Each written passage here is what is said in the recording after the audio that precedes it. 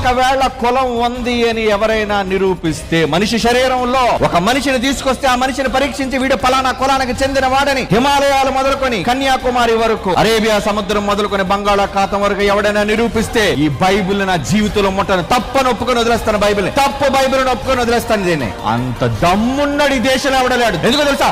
దమ్మున్నది ఒకే ఒక గ్రంథం, that is the Bible.